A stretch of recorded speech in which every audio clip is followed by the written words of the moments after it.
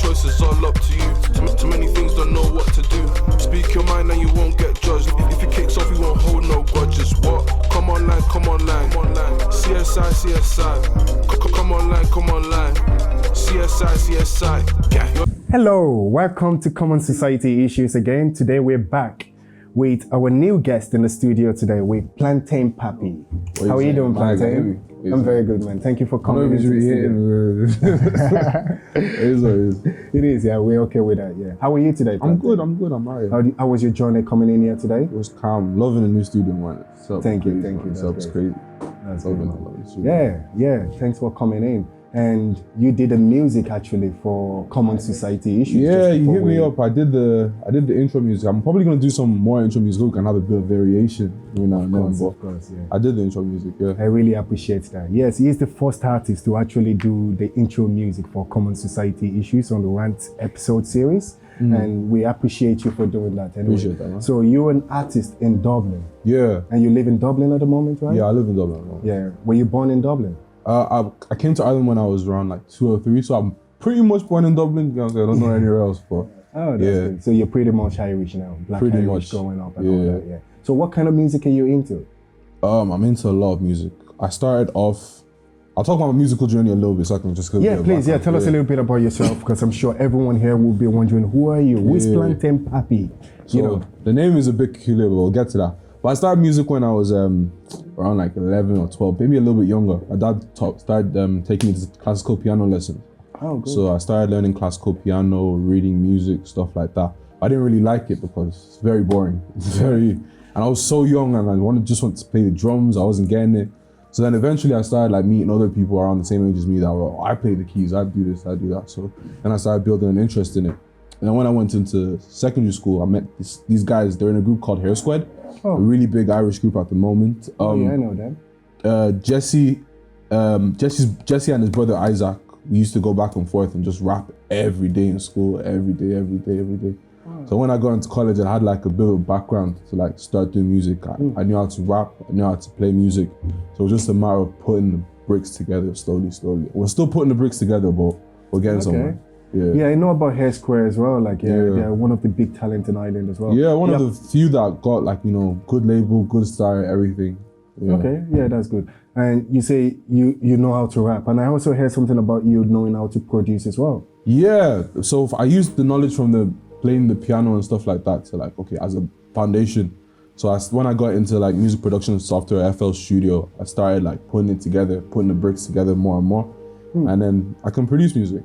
So that's how I was able to produce the intro for the Society Issues. Issues, man. That is fantastic. And your music, your single, how many singles do you have at the moment? Have you done? Ooh, that's a good question. I think around 6. I've done 6. My first single was Bailiff in 2017. I had 2 covers on SoundCloud before that. My first actual single was a song called Bailiff, dropped in 2017. I think, and because I was doing a lot of stuff on Snapchat, I was getting a bit popular, so I was able to push a song to 10,000 streams on my own. And then March of 2018, an editor from Spotify came across the track and he put it into some big playlists and it almost did 100K. So wow. Yeah, back in 2017. What song is this? It's called Bailiff. It was my first song. Bailiff. Oh, I never heard that one. Yeah. The only one I know is the iPhone one. It's a good time, yeah. I love it. Yeah, that's a good song. So like since then, I've done like 5 singles since then.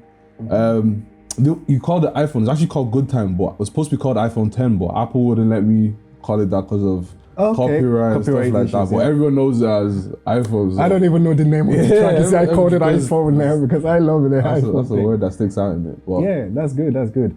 Okay, now tell us a little bit about all your singles. Do you actually produce all your music yourself? Or so far, all the songs I have out, I produce myself. Wow, you're multi-talented, man. Oh, thank you. But it's not really that. It's just that I just enjoy the process of it. You know what I'm saying? Like, and it's kind of like to my own detriment as well, because a lot of artists, they just hear a beat and they can just jump on it and like send it to someone to mix, send it to someone to.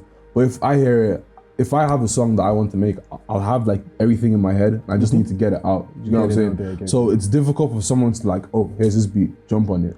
Like, where? You know what I'm saying? I don't think that way. I think that, okay, the drums have to sound like this, the keys have to sound like this, the bass has to sound like this. Okay, I'm gonna mix it like this. You know what I'm saying? So like as a commercial artist, you need to be able to do both. But that's something I'm working on, being able to like, okay, Frank sends me this thing, you send me something, and let me hop on it. You know what I'm saying? Yeah, that's so that's the reason why I produce all of it, because I just enjoy the process of like going from an idea in your head to a song. Like even the iPhone song you're talking about, that's how that came about. I was doing final exams, and I was leaving the library, and then I just heard it like, and then I recorded it in my notes. And then I played it back. I was like, "Oh my god, this is sick!" Good. I was in the car, and then I was thinking, "Oh, what are the drums gonna sound like?" I was like, "Oh yeah, the drums are gonna." So like that day, I laid down the basics for that, and then within a month, I had it done, and then I put it out. So literally, like the songs just come to me like at once. You know what I'm saying? I get what you mean. Yeah. So that's really why I produce them, because like it helps me like get my ideas from like an idea to like. So for example, how old is that song you're talking about now? Good Time. Good Time, yeah. Good Time came out in March, so it's like maybe like 4 months old. 4 months old, yeah. 4 or 5 months And old. I've only met you 2 months, and you've been doing this music for the last 3 years, you know? Yeah. And the reason why I'm asking this is, how come I only hear about you 2 months ago? And we only met for the first time, you know, I think, where was this? Frank Jess house or so? Just about 2 months ago? And if it wasn't for Frank, I probably wouldn't know who Plantain Papi is today. And the reason why I'm bringing this up, or the reason why I'm saying this, is that, you know, you have great talent. You've been doing music for like 3 years now. I think everybody should know who you are in Ireland. Is this a case where we're all not supporting each other? Or maybe, you know, you're just not out there the way you should be out there, that maybe, for example, every black community in Ireland should actually know who you are, or know a few about the artists, because I don't know a lot of few artists that are going up in Ireland themselves. So I'm not sure where is the break, or where is that coming from? Is it the artist we're going to blame that they're not pushing themselves enough for people like us, or maybe some DJs to even hear about them? You know, so that's why I'm trying to say, like, how come I never knew who Plantain Papi was for the last 3 years? You know, if I didn't happen to meet you in Frank Jess house, I probably wouldn't know who you are today. Yeah, that's facts. It's a very good question. So my own personal reasons, there's a lot of reasons why you might not hear about young artists, but my personal reasons are, I was in uni for the last 4 years. I just finished my pharmaceutical science degree. So I was thank you, man. I was using it as music as an escape from like all my college work and stuff. So I wasn't really, if a song gets into a Spotify playlist, that's enough for me. That's literally, you know what I'm saying? Yeah, like as an artist, there's so many things you need to do to push yourself. Yeah. Because I was in college, I was just like, okay, let me just do this, do that. Maybe this does that. You know what I'm saying? But then by the time I was in Good Time, college had been postponed because of the virus and stuff like that. Stuff was at home. So I said, let me take a different approach to it. So like, that's when I was like, no, I have to put the foot on the brakes, on the gas. You know what I'm saying? Get off the brakes. So started doing a press release before I released my songs. Sent it to a few DJs. I actually didn't send it to the song to Frank. Frank came to approach me. So maybe like someone had heard or sent it to him or something like that. So I started like, no, I need to get myself out there. Do you know what I'm saying? Like, personally, a lot of the black community in Ireland is pretty small. So it's around 40,000 people. So maybe like, if that's even 10% of the population in Ireland. So, but I'm very, very certain that if you ask anyone between like 14 and 17 that's black, if they know Plantain Papi, they'll probably say yes. Because and that's not for the music. I used to do a lot of stuff on Snapchat. I had amassed a lot of views. So like the 5,000 to 10,000 views every day on Snapchat, like stuff that I was putting up. So a lot of these kids do know who I am, but I'm just trying to monetize it into not really monetize it, but like kind of like push it towards the music. And I can understand the difficulty between trying to juggle between college and music. And you know, which was more important to you? I don't even know. There's no point me asking this question anyway, because you know, you were focusing more on your college. That's why you didn't have time for the music, you said, in the last 3 years. Yeah, you know? I was focusing on the college, but it was almost 50-50. But the music was more important, but I had to do the college stuff. You know what I'm saying? Yeah. Because the music is, like the college stuff is calm, like it's good to have something to fall back on. But if you just always, let me fall back on this, you're never gonna focus on your talent. You get what I'm saying? So like that's kind of the issue, especially with a lot of artists in Ireland. Like there's no one really pushing people to be creative. Do you get what I'm saying? I get what you mean, yeah. Everyone has to go to college, everyone has to do this. Like if you look at artists like Georgia Smith or something, she didn't go to college. She went to London, studied music, and then she started bringing out music, bringing out tracks, and then she popped. Do you get what I'm saying? Yeah, I get what you mean. A lot of people feel like they have to go to uni, they have to do this, you have to do that. But why are you not studying music in college yourself or uni? Very few people actually study music and end up working in music like that. So like I study science and ended up working in music, and that's a story you hear a lot of time. Like, oh, I was doing this academic thing, I was doing engineering, but this was my escape. You know what I'm saying? Yeah, I get what so you mean. music for a lot of people is escapism. You know what I'm saying? Something just to get away from other stuff. I see. Like we brought you here today because a lot of the common society issues that happen within the youth, your age yourself within the society, and you're using music as your escape route when you're going through any type of maybe issues in your life or difficulties per se in your life, you know, maybe from college when you're stressed, you know, you fall back and say, okay, this is one thing I can do, is music and stuff like that. And we have a lot of youths now, you know, running around like headless chicken in Dublin or in Ireland, basically, maybe fighting and stabbing each other and causing gang groups and all that in the area. What do you have to say in regards to that? I don't rate. I think it's stupid, really. Yeah. Because black people in Ireland are not here that long as a community. Like, there hasn't been a community like that so long.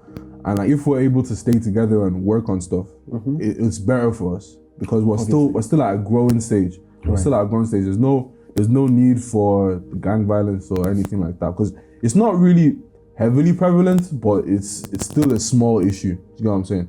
It's still a small issue. We wouldn't really call it a small issue. You know, it's a small issue? Yeah, we would think it's a big issue because everyone is talking about, you know, if we put Black Lives Matter issue aside, but we see the gangs from different areas, like we were to say Tala, Balbriggan, Blanchardstown, everybody kind of like naming their territory, like this gang from this territory. And we see now, that's why there's not a lot of nightclubs allowing for urban music in Ireland. I think that's partially racism though, from my point of view. I'll explain why. Okay, so go on. 1st of January, there was an event at Red Cow. I was there at that event. I was filming at that event. I was there and I saw everything unravel. So I think from what I watched it on Snapchat, so I had some few people tell me what was going on. But from what I remember, my guys told me that they were there and there was a fight in the club. Fights are not uncommon for nightclubs. Like every nightclub, there's the fight every night. Even if it's white people, black people, there's gonna be a fight at a nightclub. That's fine.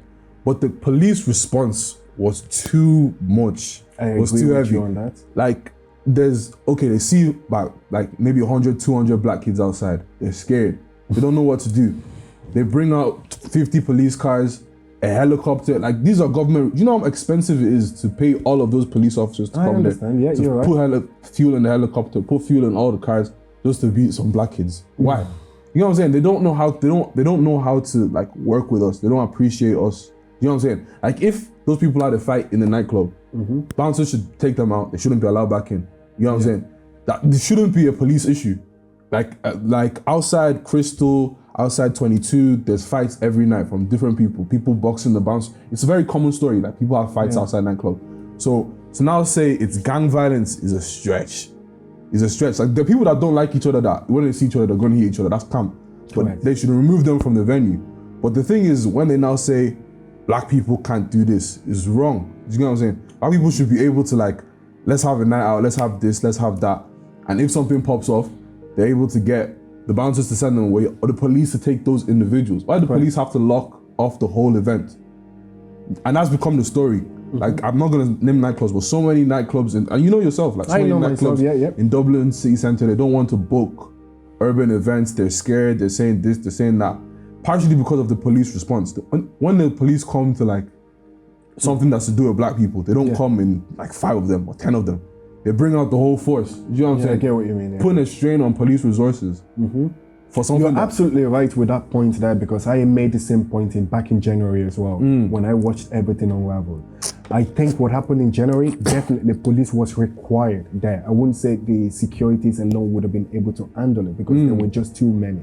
But the police response was just too many, so to speak. It was just like... it was uncalled for. It was uncalled for. Having an helicopter and everything there. And it's not the first time, because at rights all the time, they all used to bring helicopter for us. Why? But there's one thing there though, that we have to be realistic about. Please, and we need to understand is that, yes, we are fucking up ourselves, the black young kids. Yeah, you come from a good home, you know, you have good manners, and maybe, you know, your way of your thinking or your going out when you go to a party, knowing that you're going there to enjoy yourself and stuff like that might be different. But I know this for a fact because I've had youths coming up to me and telling me stories that these guys actually go out to fight. Yeah. And they go out with knives in their pockets, they go out with weapons to fight. So what's their intent? What do you think is going to happen when they get to the nightclub? You know, so if we cannot stop our own people or black people in general to educate them to, you know, have some manners, have some sense, embrace yourself when you go out, or have a reason as to why you're going out there to enjoy yourself, not for anything negative, not for anything fight, not for destroying anything, but these things happen. So if this is happening and, for example, the owners of the nightclub, they don't want to lose their license when we have people going into their nightclub fighting all the time. If you get stabbed, if somebody gets stabbed in a nightclub and there's blood and stuff, the nightclub could lose their license for issues like that. And that's happening every week. So when you talk about racism and saying maybe you think this is a racism thing, that maybe a lot of venues, for example, they won't give opportunities for urban events. This is why they're scared. If you're a black person that owns a nightclub, that have a business, for example, and you're generating 100,000 every week, would you be happy if the government decide to shut that down simply because of health and safety? That's one thing we always have to think about first. And now there's a reason as to why these youths are causing all this drama or causing all this havoc everywhere in the nightclub. That's what we need to go into. Would you understand any reason yourself as to why young guys like this are forming a clique, or they're forming gangs, or why would they be going out with weapons? These things we don't know. I have no idea, but maybe you might have an idea from your friends or something. Weapons. I don't know people that will go out with weapons, unfortunately. Or fortunately, unfortunately, I don't. I don't have any. You might hear maybe some young guys talk about the younger kids. They're on different stuff like than my age group. But I can't just blame the youngers, because when people my age, because I'm in my 20s now, my early 20s. So like people my age, I've carried stuff to events and stuff, and it's wrong. And I would never condone like bringing weapons or stuff like violence. Like if you have an issue with someone, address it. If you have to fight. But if as soon as you bring a weapon to it, you're able to get charged differently. It's long. You know what I'm saying? But secondly, like someone's events, like you at the point you're making, someone's events that they put time and money into is not where you should go and solve the issues. You know what I'm saying? Why do they have to wait until my guy BJ here spends 20K organizing an event, booking an artist for it to get locked off? That's the part that annoys me. Like why they don't understand what goes into these things. And the thing you said about the license too, that made sense as well. About the clubs not wanting to lose the licenses, people to. And then we black people are falling back into, oh yeah, you're racist. Oh, that owner of the club is racist, or the management is racist. That's not the case. This is business. And the people that are going out fighting, they forget this totally, that this is a business environment. This is a place of business for some people. This is the business that's feeding their family. So we can't always, play this black card. It's just wrong entirely. And if we were to talk about the youth now, okay, like we say, common society issues. In my own opinion and my own belief, a lot of these youths, okay, I believe that they're not being well trained at home. One. Secondly, maybe they're being neglected at home. Their parents neglecting their children at home, not having time for them, and they have so much freedom that they feel they can just go out there and do anything, So that's what I want to understand as well. Like, maybe with parents coming from a single parent home, or maybe, children coming from a single parent home, or maybe children that are just living without parents at home. So I really want to understand the backgrounds of all these youth. I know you don't have access to this. You think the background might affect the behavior? 100%. I wouldn't say, because I know some very, very. It varies. I know some people with two good parents with good jobs that decide to go out and just be stupid and say, I'm going to carry a knife and stab someone. You know what I'm saying? People that don't have any reason to have that in them. Yeah. Good. Half of these people are good church-going people. You know what I'm saying? Good Muslim families, and they're still out on madness. You know what I'm saying? People that go to youth meeting, people that go to church. You know what I'm saying? People that do stuff for their own self, that's good. They still go out and do these things. So I wouldn't say it's solely limited to one parent families. 100%. It's not. But we could have, from the example you gave there, right? We could have maybe people with two good parents at home. But when we talk about neglect, that could affect the child still. Yeah, exactly. Like you have two parents that are maybe pastors. They're very. You know about how African parents are very strict with church, on time with everything and all that, But these parents are very strict and minding so much focus on their own business and how this church is going to survive or how their work or their business is going to survive. But we always have to forget the care of those children or those child. That's where this comes in. Because you might say, okay, yes, his fathers are okay or his mother is okay. He comes from a very, very good family. Yeah. Why is he acting like this? You know, the talk here now is actually for parents to be able to understand, why are your children going out there to be able to cause all this havoc out there? What is missing? Is it like the love that you're not giving to them at home? Are they going out there to learn how to be a man outside, even though they have a man at home? You know, so there are many variants, of course, yeah, as to this, because it's just not right for any children to go out there coming, even either you come from a 2-parent family home, or you come from a single parent home, or you come from a home without parents or anything like that. You know, they're just ways of life that I feel that we can go about sometimes, you know?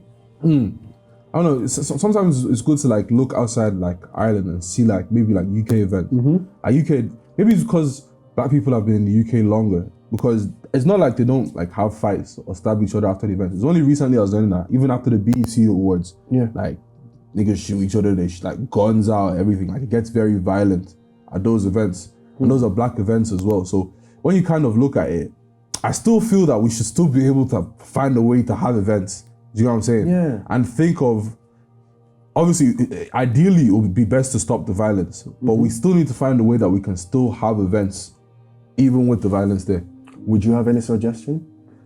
If I was going to do an event now, extra security, like that's my number one priority. So as soon as there's a fight inside, and it's not just like skinny, like proper big security guys that can pull out anybody.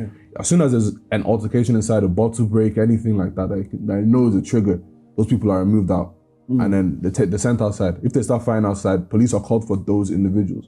They don't need to come in and lock off the whole event, because it's And not blame like everyone, it's not like the whole community is bad. Maybe like out of the community, maybe like 30%. Not even 30. That's even too much. Too much. Come that's on. even too much. I was like, I was trying to say like 1%. yeah, but they paint a black stain on everybody. Imagine 500 people outside and they call a helicopter and 50 police cars for 2%. Do you know what I'm saying? It doesn't make any sense at all. It doesn't make sense. Even 10% of that is 50. So 2% of that is about 10 people.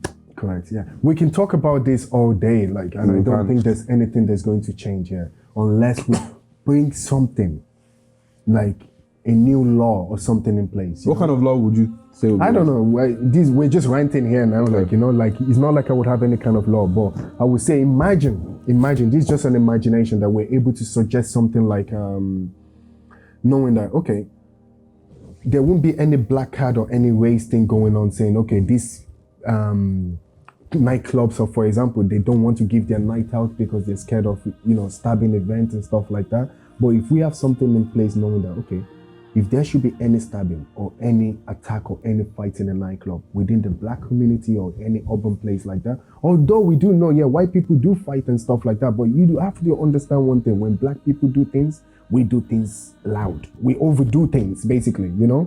So if we can say, if you're caught fighting in a nightclub with any weapon or anything like that, it's automatically jail for you. The police have to do something about this. Like, this person goes straight to court and you go straight to jail. I don't think there's been that much arrest that they take very, very, very serious to that extent that we send a message out to all the youths that you just can't find yourself in this situation, or you just can't do this because this is what's going to happen to you. But that then leads to discrimination. I people know. always. But how do we speak to our own people? We People can't always take change. things I too know. far. Because like it's not just black people that have issues with. For example, the traveler community, they don't like renting. Events don't like renting places out to them. Why? Because they fight each other.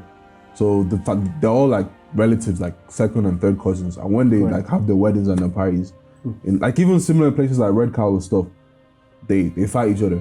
So like, and it's become a segregation thing that they don't let them into clubs, they don't let them into pubs. I don't think that's productive or positive way to do it. They are facing the same issue we are facing. Yeah, it's very similar. I have a lot of traveler friends and they consider themselves black as well, because they say, you know what, Irish people, we're Irish, but Irish people are racist to us as well. You know, so I can understand what they're facing, their problems as well. So what we're saying here, that the normal Irish people that aren't racist, that are stopping all of these things because of this issue, why can't we just find something and put in place so that everything is equal for everybody? Whether you're white, whether you're black, whether you're travelers, whether you're whatever you are, Chinese, Asian, if the law was we're all not the same. discriminatory, if the law didn't discriminate anyone and said, if you're caught at a nightclub with a weapon or instigating a fight at a nightclub, you'll get XYZ, 500 euro fine. Thank you. That's what I'm saying. Like an idea of bringing something up that could bring a change, for example, because every nightclub has got a camera. Yeah. So you can't hide from these things. Every nightclub has got a camera. So if one person do it today and get away with it, they will definitely do it again tomorrow. Yeah. You know, because they got away with it. Now you think, yeah, I'll fucking up better next time. I didn't do well this time. You know what? I'll do it better next time. You know, so that mentality has to change. That's somehow, facts. You know? Yeah. Okay, yeah, so let's drop this nightclub old scene and this youth scene and everything for now, and let's go back into music, okay? And in regards to the music, who are the artists you look up to, or what kind of music do you actually listen to yourself apart from producing music yourself and making your own music? Word. So most of the stuff I listen to is to help me produce music. Okay, so I listen to a lot of epic orchestral music. So like stuff that you hear in the movies and like cinemas and stuff. Oh, okay. Yeah, it just helps like, because like in a lot of like new music that's coming out, like a lot of like drill, UK drill, US drill, they use a lot of samples from those type of things. Like Pop Smoke, you've heard of him, Fabio Foreign, love that. So at the moment I've been listening to a lot of orchestral music. Usually I just listen to like people that like everyone listens to Drake, so I listen to a lot of Drake. I listen to a lot of Afro beats. Yeah. So Wizkid, Fela Kuti, raw Fela, I love Fela a lot. Yeah.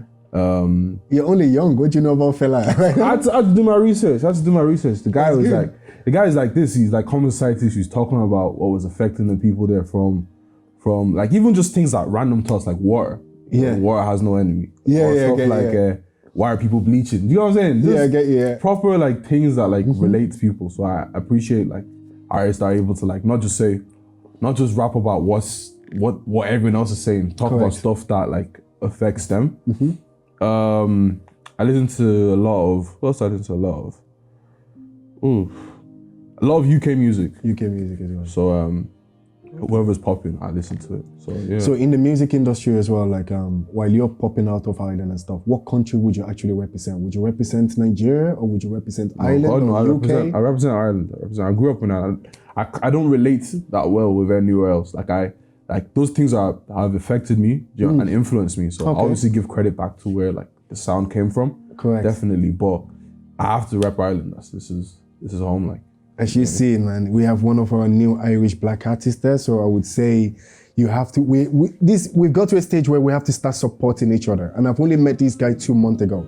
And I know for sure we have a lot we're going to be doing together. I'm going to be supporting his music all the way. So I would just recommend everyone out there to just search for Plantain Papi. Can you tell us where they can find your music and where we can find you? Yo, I'm everywhere. So just type in Plantain Papi on Google, on YouTube, on Spotify. Okay. Follow me on Spotify as well so we can build up the followers. You get me? But yeah, I'm everywhere, man. We're just doing our thing and we're getting somewhere. Yeah? Give them a little bit of taste of the iPhone music there. Maybe just the chorus so they have an idea who Plantain Papi is. Because that song will get into your head and you can never forget him anywhere you go, you know? Are you gonna put a bit of auto-tune in post, yeah? Yeah, sure, why not?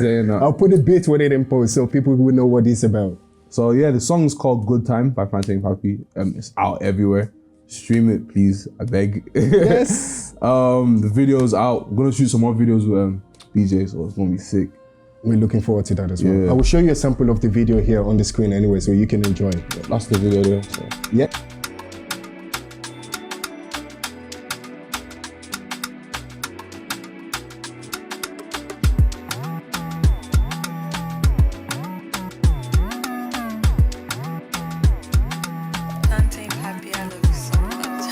Cause you know it's that time. The girls all around and they wanna see you whine. Hey, I got your makeup done, you look fine. Tryna hit a club, tryna have a good time. I've been on your line all week. And you know I hate it every time we don't speak. Eyebrows done, now you're looking on fleek. When you're gonna come put it down on me. If I had an Android, I would buy an iPhone 10 just so I could FaceTime you. I've been in the stew late, I've been trying to get this bread. That's why I couldn't make time, boo. I see you with your brethren, yeah, I know they all do spam. I don't know why they hate on you, but you don't even mind them. You know you the creme de la creme, so you just let your waistline move. If I had an Android, I would buy an iPhone 10, just so I could FaceTime you. I've been in the stew late, I've been trying to get this bread, that's why I couldn't make time, boo. I see you with your brethren, yeah, I know they all do spam. I don't know why they hate on you, but you don't even mind them. You know you the creme de la creme, so you just let your waistline move. Them gala like us, cause we too tuggy.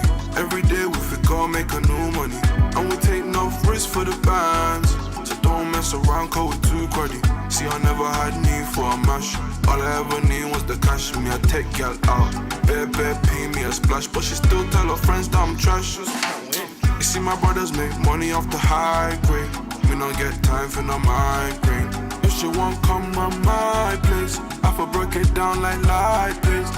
I'm so stuck in my ways, no tax on the whip. I was stuck in the J's, can't make me talk, I got nothing to say. I'ma get what's mine, yeah, whatever it takes. If I had an Android, I would buy an iPhone 10, just so I could FaceTime you.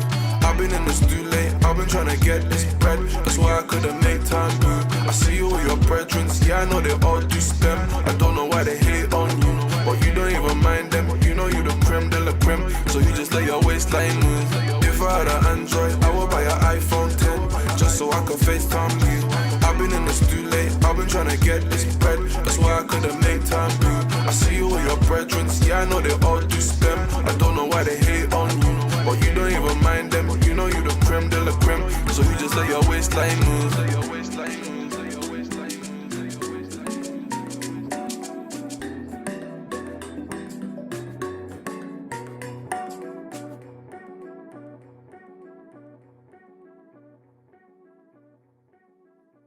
Okay, so that's Plantain's Papi video right there. I'm sure everyone will like that music out there. I love the music. I don't know what you say personally about yourself, you know, so go search for Plantain Papi. Follow him on every social media platform that we have there. He's the next big thing coming out of Ireland. And there are many, many other black artists as well, and urban artists coming out of Ireland as well. And Irish artists actually doing urban music as well. We'll be bringing a few of them to this show as well to interview them here. In particular, any up-and-coming Irish artists, besides myself? Irish artists. Who else, like you, like I've heard of, listen to? You know what's funny? I can't mention their name right now, but I just have a lot of them that I'm following on my Instagram there. Okay, that's you cool. know, I'm just not keeping an eye out and ear to the ground.